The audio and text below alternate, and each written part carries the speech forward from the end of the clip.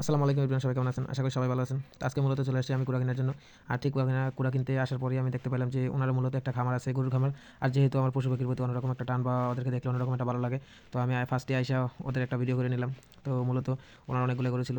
তো উনি যেহেতু ওনার একটা মেল আছে, মানে রাইস মিল আছে, তো যার কারণে ওনার কাছে পর্যাপ্ত পরিমাণে কুড়া থাকে। তো ওনার সাথে আমি যোগাযোগ করলাম। আসলে বাড়ি থেকে এতগুলো একসাথে পাওয়া সম্ভব না, কেননা সবাই অল্প অল্প বিক্রি করে। বাট ওনার যেহেতু মিল আছে, যার কারণে ওনার কাছে অনেক কুড়া ছিল। তো ওনার সাথে দামাদামি করার পরে আমি ওনারই গাড়ি ছিল, ওই গাড়িটা নিয়ে মূলত বাড়ির উদ্দেশ্যে রওনা দিছি। এবং আসলে কি, কোনো কিছু পালন করলে বিনা কষ্টে আসলে কিছু হয় না। সব কিছু পিছনেই পর্যাপ্ত পরিমাণ শ্রম দিতে হয়, তাহলে আসলে ওটা থেকে ভালো কিছু পাওয়া সম্ভব বা আশা করা যায়।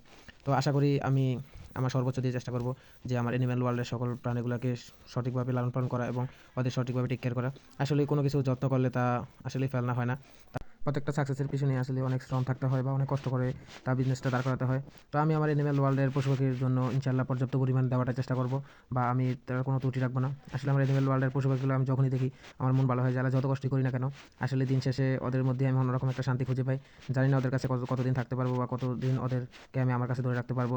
তো ইনশাল্লাহ সবাই দোয়া করবেন যাতে আমার অ্যানিম্যাল ওয়ার্ল্ডকে আস্তে আস্তে গ্রো করতে পারি এবং আমার পশু পাখিগুলো সঠিকভাবে টেক কেয়ার করতে পারি এবং ওদের সঠিক